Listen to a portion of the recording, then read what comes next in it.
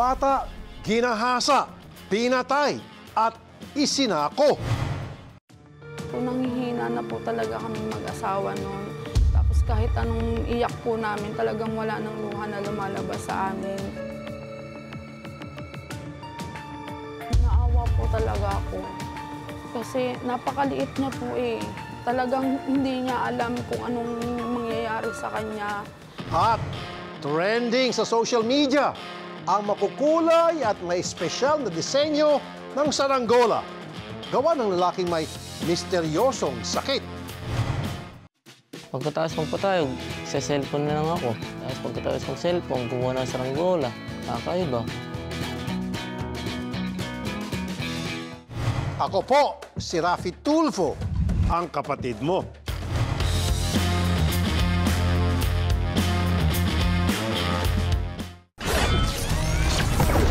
May kasabihan, sa iyo ang mundo kapag bata ka. Pero sa kwentong ito ng isang bata sa Taytay Rizal, siya ay pinagsakluban ng mundo. Karumal-dumal ang kanyang sinapit sa kamay ng isang adik. Ginahasa at pinaslang. Ang masaklap pa, matapos ang krimen, isinako siya na parang hayop.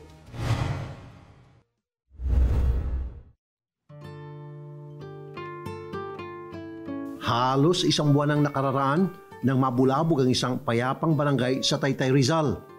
Natagpuan ng labi ng isang 8 taong gulang na batang babae sa loob ng isang sako. Ang kawawang biktima na si Raylay K. Barun o mas kilala bilang si Yayay, walang awang pinagsamantalahan at pinatay ng isang sospek na lango sa ipinagbabawal na gamot. Wala pang 24 oras mula nang matagpuan ang labi ng kanyang anak. Agad dumulog sa atin ang ama ni Yayay na si John Neil Barun. Kitang-kita sa kanyang mata ang pagkabalisa at gulo ng isip dahil sa sinapit na kanyang panganay. Dahil sa kakulangan ng pamasahe, ang ina ng biktima na si Cristel Alborta hindi na nakasama sa aming studio. Gayunpaman, nakapanayan pa rin namin siya. Huwebes, September 26, alas 9 ng umaga, binisita natin sina Janil at Cristel para silipin ang kanilang paghahanda sa libing ng kanilang anak. Ayon sa mga magulang ni Yayay, dahil sa pagbahagi ng kanilang istorya sa ating programa sa radyo, bumuhos ang tulong at pakipagdalamhati mula sa ating mga kababayan. Opo, dumagsa po yung tulong po talaga. Tapos yung sa proseso po ng pulis talagang mabilis po. Dahil na din po siguro sa presensya ni Sir Idol. Kahit pa namumugto ang mga mata at hindi gaano makapagsalita, pilit silang nagpapakaabala sa pag-aasikaso sa mga nakikiramay. Ganito na lang daw ang kanilang ginagawa para maibsan ang sakit ng pagkawala ng kanilang panganay. Bilang huling pagpupugay, muling binalikan ng mag-asawa ang buhay at mga alaala ng unang bunga ng kanilang pagmamahalan. Si Raylay po, mula pa lang po pagka-baby niya, talagang mabait na po siya. Naalagaan na po siya ng mga kaibigan niya ng matagalan kasi hindi po talaga siya iyakin. Tapos nung nag-7 po siya, doon na po siya nag-umpisa na maging mahinhin, maging mahiyain.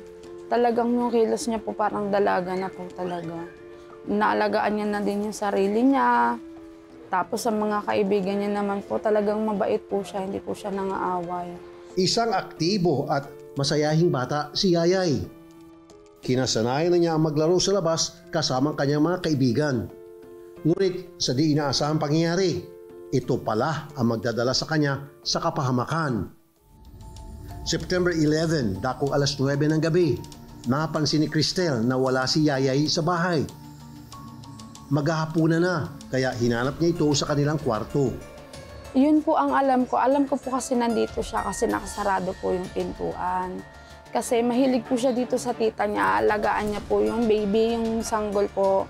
Kasi mahilig niya po alagaan yung laruin. Kaya po ang alam ko, nandito lang po talaga siya. Nakisilong siya, nakatulog. Yun lang po talaga ang expected namin hanggang sa nag-umaga po, bago pumasok yung mga kalaro niya. Naghanap ulit kami. Talagang wala po talaga sa mga bahay nila. Pagpatak ng alas 12, doon na kinabahan ang mag-asawa. Malakas ang kutob nilang hindi lang basta nawawala si Yayay. Pagpatak po ng alas 12 hanggang madaling araw po, yun na po yung grabe po yung kaba ko na halos hindi na po talaga ako makahinga. Kasi wala pa din po siya eh.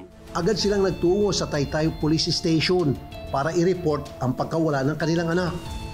Agad din pumutok ang balita sa social media, kaya maging mga netizens nakihanap na rin. Hanggang sa ilang oras pa ang lumipas, natagpuan na si Yayay. Pasado alas 12 kaninang hating gabi, pinagkaguluhan ng mga residente ng Taytay Rizal ang kulay asul na sakong yan na nasa gilid ng kalsada. Nang buksan ito, tumambad ang bangkay ng isang batang babae.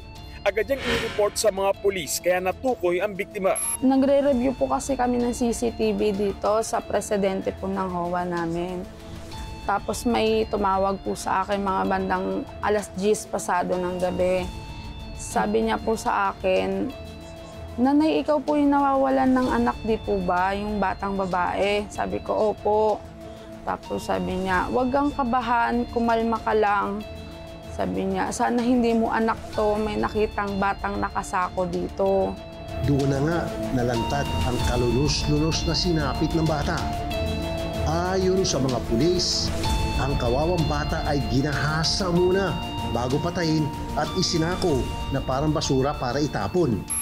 Base sa salaysay ng residenteng si Lea Sarat, inakala niyang basura ang isang sako na malapit sa kanilang bahay. 4 na oras daw itong nakabalandra. Nanghihina na po talaga kaming mag-asawa noon. Tapos kahit anong iyak po namin, talagang wala nang luha na lumalabas sa amin. Naawa po ako sa kanya kasi pagkakita ko po sa anak ko, grabe po yung itsura niya talaga. Hindi mo siya makikilala kung hindi dahil sa suot niya. Tapos naano ko po yung ginawa sa kanya, naawang-awa po talaga ako. Sabi ko sa sarili ko, baka nung time na yun tawag siya ng tawag ng mama. Kaya po, kawawa po talaga. Kinilalang sospek na si Jaalmani Tapsil, 40 taong gulang. Kilalang kilala siya ng pamilya ng biktima at ng komunidad dahil kapitbahay pa pala nila ito. At nang makaharap na ng mag-asawa ang sospek, hindi na nila maiwasang bumugso ang damdamin. Nagalit po ko.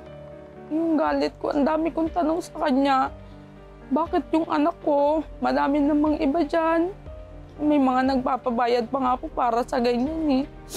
Sabi ko sa kanya, bakit yung anak ko walang kalaban-laban yun, ang liit-liit nun. Tapos sabi ko, tinanong ko din siya na, hindi mo ba nakikita yung mukha ng anak mong babae sa anak ko habang ginagawa mo yun? Hindi mo ba naisip na baka may kagaya mo din na gumawa ng ganun sa anak mo? Wala po talaga siya sinasagot, nakatulala lang po siya, nakayuko po. Sinamahan natin ang mga magulang ni Yayay na ihatid siya sa kanyang huling hantungan.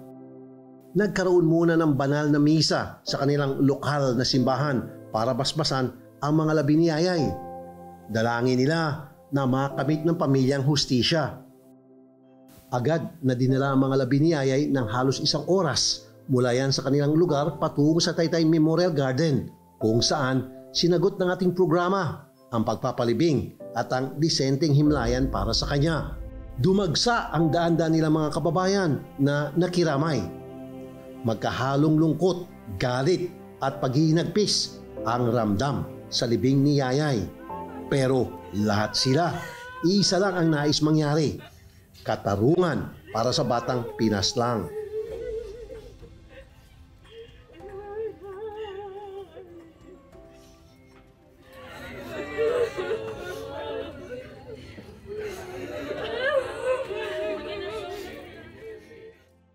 Ginahasa, pinatay, isinako at itinapo na parang basura. Ganyan ang sinapit ni Yayay sa kamay ng sospek na si Jaalmani. Ano nga ba ang kanyang motibo? Sabay-sabay nating alamin. Magbabalik pa ang kapatid nyo. Natunghayan natin ang paghatid sa huling hantungan ng 8 taong gulang na si Yayay. Siya ang walang awang pinagsamantalahan at pinaslang ng kanilang kapitbahay na si Jaalmani Tapsil. Pero paano nga ba agad na natagpuan ng mga otoridad ang sospek? Ibinahagi sa atin ng Rizal Provincial Police Office kung paano ito nagsimula. Well, sa amin, no, yung nalaman namin yung insidente na may sinakong bata Sabi ko, ito kakaiba to, no? So kami sa law enforcement, parang nasasaktan din kami pag may mga ganyang insidente na maabot sa amin, di ba? So from that, nung na-discover yung bata na nakalagay sa sako, sabi ko sa hepe ng Taytay is tutukan natin ito. At kung pwede, maaresto natin agad yung salarin, no?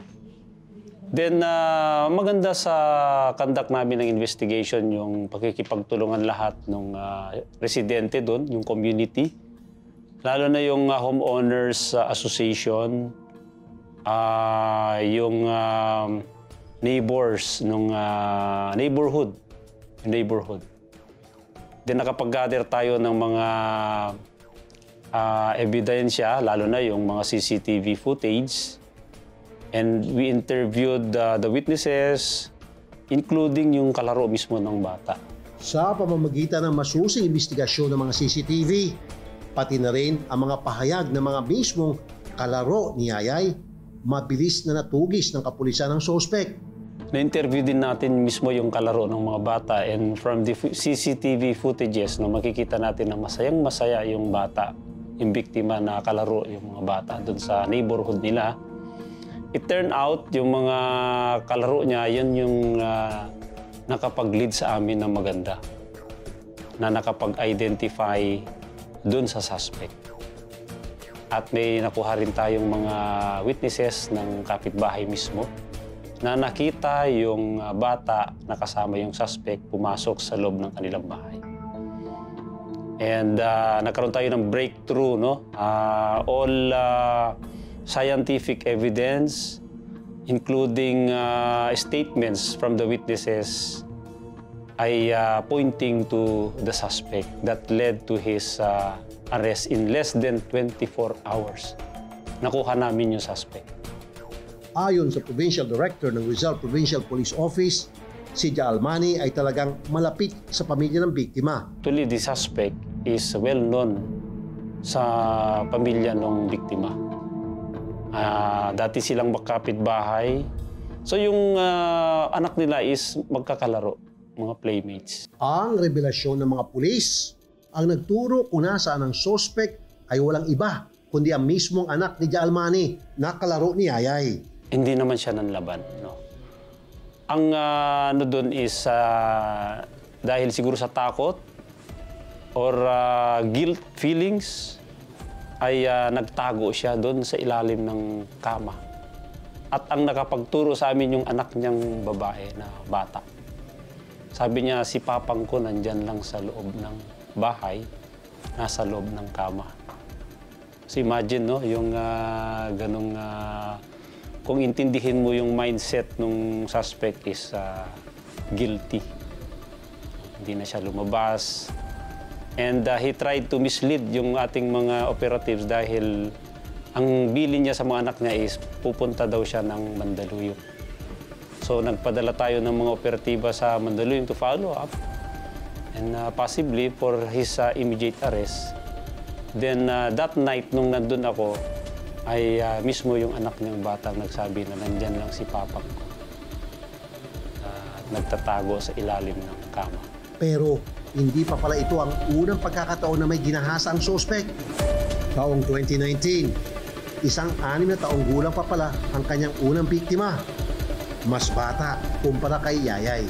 Ito namang kaso natin na inimbestigahan, no? Yung suspect ay meron din siyang warrant of arrest. Similar case, rape din, in 2019. So talagang ang offender natin ay dati nang may record at yun ang nakapagpatibay sa ating investigasyon. Sa datos na ipinakita ng Rizal Provincial Police Office sa ating programa, mula Enero hanggang Setyembre ngayong taon, may mga batang edad 10 pataas ang naiulat na nawawala. Ang ilan sa kanila ay lumayas dahil sa iba't ibang dahilan, gaya ng problema sa kanilang pamilya, impluwensya ng barkada at social media. Halos lahat natagpuan at naiuwi na sa kanilang mga tahanan, maliban kay Yayay. ang motibo ni Jalmani sa pagpaslang at paghahasa kay Yayay nananatili pa ring misteryo. Sabay-sabay nating alamin. Magbabalik pa ang kapatid nyo. Halos isang buwan na ang nakararaan nang matagpuan ng labi ng isang batang babae na ginahasa, pinaslang at isinako sa Taytay Rizal. Ang sospek, isa ring padre de pamilya na may 4 na anak. Isa sa kanyang mga anak ay 9 na taong gulang at kalaro ng biktimang si Yayay. Ayon sa mga otoridad, si Jalmani ay dating bantay sa kanilang barangay at residente na roon sa loob ng 8 taon. Ang kanyang may bahay, isang OFW at wala pang 1 taon nang makalipad. Kunti lang kami nagkakapatid dito po. Kasi ang asawa ko nasa ibang bansa din. Mga anak ko lang mga kasama ko sa bahay ko. Sa kanyang pagkakakulong, may naisip parating ang sospek sa kanyang pamilya. Ang sa akin lang po, sir, sana mapatawad ako ng pamilya ko po. Lalo na ngayon na hindi pa alam ng asawa ko. Tapos yung mga anak ko nagawatak-patak dahil sa kalukuhan ko. Ayon sa isang abogado, mabigat ang kaso at parusang kakaharapin ng sospek na si Jalmani.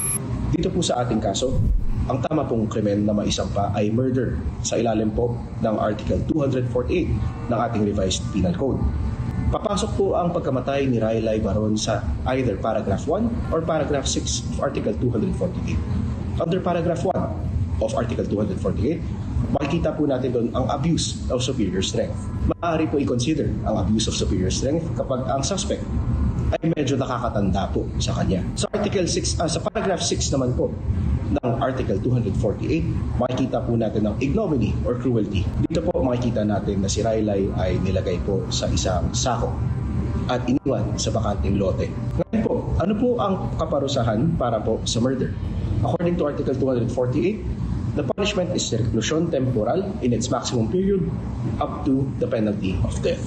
Ngayon po, suspended po ang ating death sentence, kaya ang pinakamataas po, the possible penalty dito ay reclusion perpetua. Ayon sa datos na inilabas ng UNICEF ngayong taon, sa mahigit 33 milyon na kabataan sa Pilipinas, 3 sa bawat 5 sa kanila ang nakararanas ng iba't ibang uri ng pang-aabuso. Katumbas po yan ng 20 milyong bata ngayong taon. Maliban sa physical at sexual abuse, tulad ng sinapit ni Yayay, nakararanas din ang milyon-milyong kabataan ng emotional abuse. Hindi malayo sa itinuturong dahilan ng mga otoridad ng Rizal kung bakit naglalayas ang mga bata sa kanilang probinsya. Para sa mga highly urbanized areas tulad ng Taytay na halos 1 oras lamang ang layo sa Kamaynilaan, isa sa pangunahing banta sa seguridad ng mga batang tulad ni Yayay ay ang migration. Ito ang paglilipat ng mga individual mula sa isang lugar papunta sa ibang bayan. Mas maraming tao, mas malaki ang posibilidad ng mga krimen. Dahil dito, patuloy ang paalaala ng Rizal Provincial Police Office sa mga magulang na ingatan ang kanilang mga anak at kilalaning mabuti ang kanilang mga kapitbahay. Well, ingatan natin yung ating mga anak. No?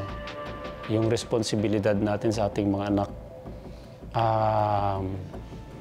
Yung mawala ka ng anak, masakit yan sa isang magulang. No? Siguro kakilalanin natin maigi yung ating mga kapitbahay, lalo na dito sa mga highly urbanized communities. Dahil halos ang mga isang community dyan hindi makakakilala. Hindi katulad sa mga probinsya na halos magkakakilala lahat, magkakapamilya. But dito, yung nangungupahan sa katabi mo, hindi mo kilala. So mag-ingat. Kung pwede, pag magtakip silim na, ay yung mga bata is nandun na mismo sa loob ng kanilang mga bahay. At kung may mga insidente ng missing o nawawalang bata, isangguni agad sa barangay o sa aming mga police stations para hanapin natin ito. No? At maibalik natin yung safely dun sa kanilang mga pamilya.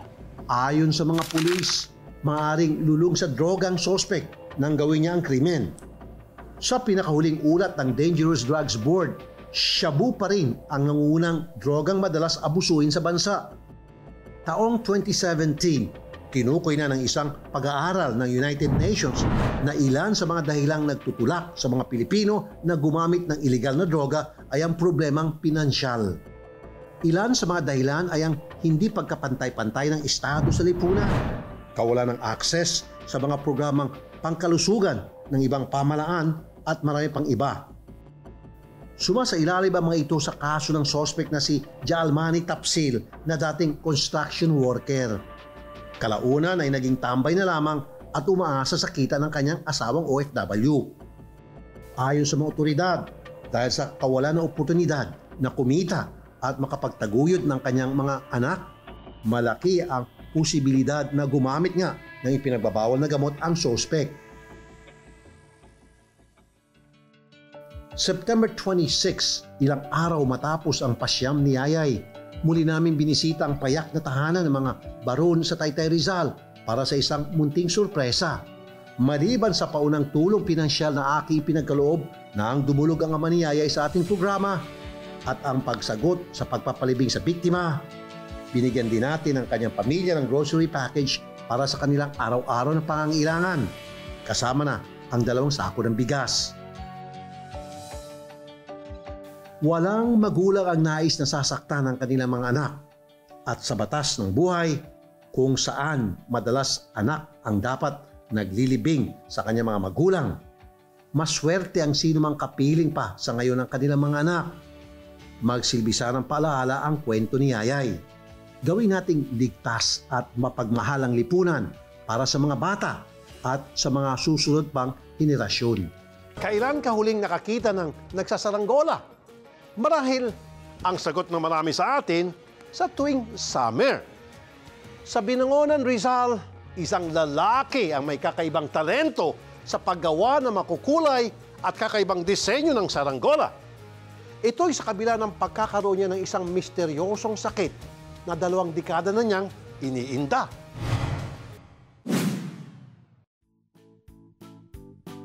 Sa mundo ng social media, samot-saring pakulo ang ginagawa ng mga taong nagnanais sumikat.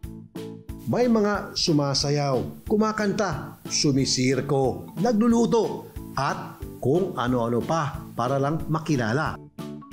Pero iba ang lipad ng karera ng 20 taong gulang na si Raven Ragunot o mas kilala bilang si Benben. Dahil ang pagpalipas oras niya lamang noon na paggawa at pagpapalipad ng saranggola, aba, humahakot na ng milyong-milyong views sa TikTok ngayon. Ayon sa isa sa mga kuya ni Benben na si Randolph, idea ng kanyang kaibigan ang pag-upload ng video ni Benben sa social media. Pre, iba na yung ginagawa ng kapatid mo ah. Ba't di mo subukan videoan? At ipakita mo sa lahat na may kanya kang kapatid na kakaiba. Hindi niya inaasahan na papatok sa mga viewers ang mga video ng kapatid. Pero mula sa ilang followers, ngayon, milyon-milyon na halos lahat ng views ng video tungkol kay Benben. Sinubukan ko nung Father's Day, binidyohan ko, umakot siya agad siya ng maraming viewers na 1.5 million. Kaya tinuloy ko na. Meron siyang katangian na hindi kaya ng iba. Sa unang video na in-upload ni Randolph, ipinapakita niya ang bangkang saranggola na gawa ni Benben. Dito niya rin ibinahagi na mayroon palang espesyal ng kondisyon ang kapatid. Oh guys, tignan niyo yung kapatid ko. Ano siya? 18, bali speed siya, special child. Pero tignan niyo yung utak niya. Tignan niyo naman yung saranggolang mga ginagawa niya. Ang iba, kahit ako natuto kong gumawa ng saranggola na diagila, pero hindi ko kinaya to. Abangan nyo guys, mamaya lilipad to. Nung bata raw sila, hindi niya raw maintindihan ang kondisyon ni Benben. May mga bagay raw siyang hindi kayang gawin na dapat ay kaya nang gawin ng mga batang kaedad niya. Kaya laking gulat niya na kayang gumawa ni Benben ng mga komplikadong disenyo ng saranggola. Napansin ko po kay Benben, yung kapag tinuturuan ko siya na mag-close open, hindi siya sumusunod. Nakatitig lang siya nung siya 1 taong gulang na. Malaki na po yan ng magsalita, mga 7 years old. Sabi naman ni Angelo, isa rin sa mga kuya, iba raw talaga ang paraan ng pagkatuto ng kanilang kapatid.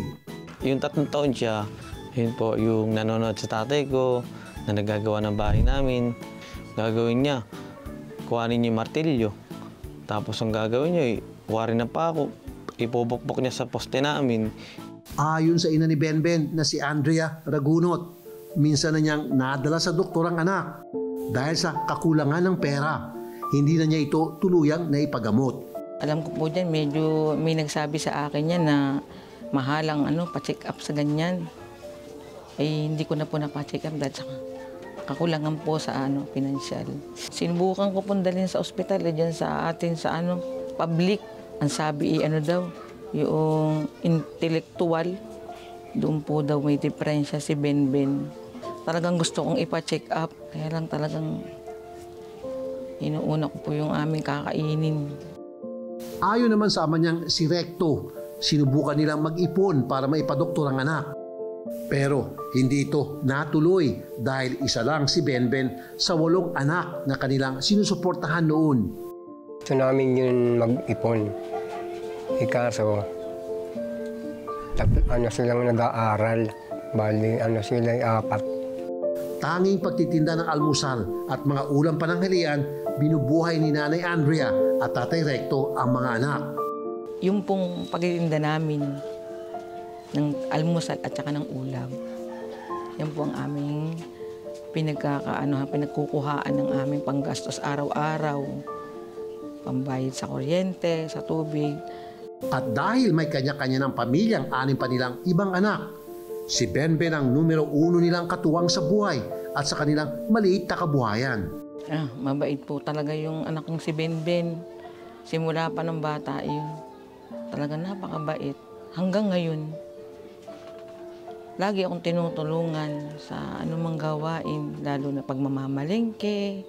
Siya ang nagdadala ng mga dalahin ko, imbis na ako, dahil hindi ko na makakaya na. At mahina na rin ang katawan ko. Pagdating naman ng hapon, siya ay maglalagari ng panggatong. Sa pagluluto po namin, minsan po kasi nawawala ng gasol. Kahoy po ang ginagamit namin. Kaya si Benben po ang maglalagari niyan. Kaya naman, ang mga kuya ni Benben, bilib na bilib sa kanya. Kaya hanggang ngayon, sinusuportahan ko siya kasi hindi ako nakatulong sa nanay ko nung namin ko yun. Yun. Gusto kong suportahan siya para nang sa ganun, hindi ko nagawa yung tungkulin ko nun. Ikaw na gumagawa, susuportahan kita. Sinubukan naman daw nilang pag-aralin si Benben, pero hindi rin ito naging matagumpay. Sa SPED po, ay nakapasok po si Benben siguro po mga ilang araw, ay umayaw na ho. Siya po daw ay tinutukso ng kanyang mga kapwa, SPED. Sa kabila ng kawalan ng maayos na edukasyon, pagbibida ni Nanay Andrea, hindi raw maiisahan si Benben sa bilangan ng suklian. Marunong naman siya magbilang. Bibili nga sa kanya ng saranggola kung magkanong isusukli, kaya naman niya. Gaya ng karamihan sa atin na nakadiskubre ng bagong pagkakabalahan o talento. Noong nagsimula ang pandemya lang daw, natutong gumawa ng mga kakaibang saranggola si Benben. Nagsimula yan, YouTube, nanonood siya. Ang pinapanood niya ay mga ginagawa ng bangka. Sabi niya, Nanay, kaya ko to. Kaya ko tong bangka na to. Sabi, ikaw, sige. Hanggang sa kaya niya. Helicopter, nagagawa niya. Nakakatuwa. Tandang-tanda ko yun, pandemic. Maganda pa nung sana dito sa amin, malawak. Gumagawa siya ng mga cross-crossan lang nung una. Basta nagulat din ako, magaganda na yung ginagawa niya. Yung si Benben, isang panood lang niya, kuha na niya. Kaya tuwan-tuwa naman ako. Maging yung mga kuya niya na gumagawa rin ng saranggola noon, abot langit ang bilib sa kanyang talento.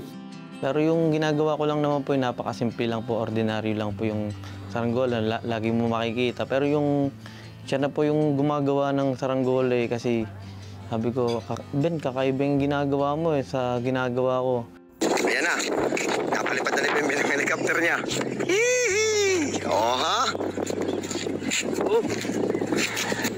Ayun niya kasing sa mamalarga. Hatak! Yan! Larga! Pati si Nanay Andrea na kahit madalas ay nauubusan ng walis tingting, todo suporta sa hilig at talento ng anak. Yung tingting ko, yung walis tingting, nagtataka ako kung bakit nauubos. Gagamitin namin magwawalis, wala na. Yung pala nasa saranggola na niya. Makikita ko na lang yan sa umaga. Buo na. Magpapatayog na siya. Yan ho si Benben yung anak ko. Talagang saranggola lang ang buhay niya. At kahit hirap sa buhay, sinisiguro raw ni Nanay Andrea na may materyales si Benben. Pag sinabi niya, Nanay, meron ka ba diyang pambili ng sinulid? Sabi ko, meron. Mamaya pagtapos natin magtinda, bibilhan kita. Sa aming pagbabalik, tuturuan tayo ni Benben kung paano niya ginagawa ang mga makukulay at kakaibang disenyo ng saranggola. Magbabalik pa. Ayan na. Napalipad na ni Benben ang helicopter niya. Hihi! Oo ha? Oh. Ayan, natake mo. Pamalakasan talaga siya. Oh guys. Saksi niyo naman, lumilipad, di ba? Tunay na kamangha-mangha ang talento ni Benben sa paggawa ng saranggola. Mayroong iba't ibang klase ng bangka, 2 bersyon ng helicopter at tutubi. Mayroon ding dragon, parol at skeleton na tamang-tama sa nalalapit na Halloween. Pagbibida ni Randolph, may malalim na kahulugan ng ilan sa mga obra ni Benben. Hindi lang basta-bastang saranggola ang mga ito. At lahat naman po ng saranggola niya may meaning. Sa bangka na nagsasagwan, para daw po yun sa sa mga lumalaot, mga mangingisda. Sa helicopter naman po, sa chopper, yung mga tumutulong na nabahaan. Tapos yung drone naman po para makita yung kalikasan. Nahihiya man nung una, nagpaunlak pa rin ang interview si Benben. At kahit hirap sa pagpapaliwanag, sinubukan niya pa kaming turuan kung paano gumawa ng saranggola. Tingting, tsaka buli, kawayan, laylon, rugby. Gagamitin ang tingting sa pagbubuo ng sinulid. Tapos pagbuo ng sinulid, pagbuo ng tingting, buo na isang saranggola. Dito na rin namin nakumpirma na ang libangan lamang noon ni Benben, pinagkakakitaan na rin niya ngayon. Ang kanyang mga tagahanga online ang siyang bumibili ng kanyang mga saranggola. Ang maiiwan dyan, ito, tsaka ito. Akan itong dalawan. Kasi binibenta ko to. Binibenta ko yan. Kaya libang ako. Pagkatapos magpatayog, sa cellphone na lang ako. Tapos pagkatapos mag-cellphone, kumuha ng saranggola. Kakaiba. Responsable rin si Benben sa paggastos ng kanyang mga kinikita. Pinabili ko ng damit, tsaka shirt, tsaka brief. Saka bumili akong pagkain. Tapos bumili akong kape. Binibigyan ko yung 600, binibigyan ko, nababawasan ko. Tapos binibigyan ko sa kapatid ko. Tulaang niya gumawa ng saranggola. Yan ang gusto niyang gawin sa buhay niya. At siya daw naman magbebenta. Yung panagbentahan daw niya, ibibigay niya sa akin, pambiling gamot. Dahil hindi pa rin malinaw sa pamilya kung ano ang tunay na kalagayan ni Benben, ako na mismong gumawa ng paraan para maipatingin siya sa espesyalista. Ilang mga basic test ang isinagawa ng doktor para sa initial diagnosis kay Benben. Based doon sa paggamit niya ng pencil, kaya niya kasi mag-drawing. Kaya niya mag-sunod, And maganda memory niya doon sa naalala niya kung anong ginro niya. As compared doon sa mga pinapamemorize ko sa kanya, meaning to say, pagdating doon sa cognitive functioning or intellectual capacity niya, the mental age is very, very low. I believe it's more of a 7-year-old. Ipinaliwanag din ni Doktora ang mga napansin niyang katangian ni Benben. May possibility may delay sa growth niya and physical development. Pangalawa, dun sa shape ng face niya, there are some abnormalities which perhaps created some problems with the gums. So kung nakita mo, yung teeth niya is really not aligned, poorly aligned. And ito din ang dahilan kung bakit hirap siya magsalita. It could be possible kasi parang maliit ang jawline niya, so that can actually create the bulol, But aside from that, Ang worry ko lang kasi hindi siya nakapag-aral. So, kung titingnan mo, sayang yung capacity niya sana na pwede siyang ma-develop artistically, may pag-asa siya. Kasi nakagawa siya ng ganun, parang drones, no? Ng saranggola. Bayo ni Doktora, importante ang papel ng mga magulang sa pagpapabuti ng mga anak. Sa mga, natin sa mga ospital, may nakikita na rin tayo dyan na possibilities of congenital defects. Nakikita na yun. Lalo na pag nagpapa-prenatal check-up ang mga mommies. For example, if the parents, ang hirap din sila mag-intindi at ang more ang kanilang iniisip ay ang finances. Mahirap talaga. But sana kung we will make avail of our hospital, government hospitals, na ang dami nilang ino-offer at mga learning disabilities, madidetect naman siya. Sa patuloy namin pakikipag-usap kay Benben at sa kanyang pamilya, nalaman namin na malapit niya nang ipagdiwang ang 20th birthday niya. Kaya agad kaming nagplano ng isang simpleng selebrasyon para sa kanya. Sabi niya, gusto ko, may handa ako. Kasi laging natatapat, walang handa. Nakikita niya kasi mga kalapitbahay namin, may mga handa. Sabi niya, gusto ko rin, nanay, ganito. Para makabigay din ako sa kanila ng mga spaghetti, pansit. Para makabigay naman ako, hindi tayo lagi binibigyan. Sa pakikipagtulungan ng Everything But Cheese, na ibigay namin ang simpleng handang hiling ni Benben. Binilihan na rin namin siya ng mga bagong damit, shorts at tsinelas. Bakas sa kanyang muka ang tuwa. Eto nga't parang ayaw ng bitiwan ng mga regalong natanggap. Namigay na rin kami ng loot bags para sa mga kapamangkin at mga kapitbahay na nakisaya sa kanyang birthday bash. Pero ang talagang nagpaligaya sa kanya, ang mga handog naming bagong materyales para sa paggawa ng saranggola. Tingnan mo, check mo. Tingnan mo. Pwede mo sukatin. Sukatin mo. Itinodo na namin at sinagot ang pang-isang buwang groceries ng pamilya. Ano masasabi mo? Salamat po kay Rapitol Food at staff ng TV5. Para naman tuloy-tuloy ang pagtitinda ni Nanay Andrea at Tatay Recto, inabutan na rin namin sila ng dagdag puhunan. Salamat. Salamat po.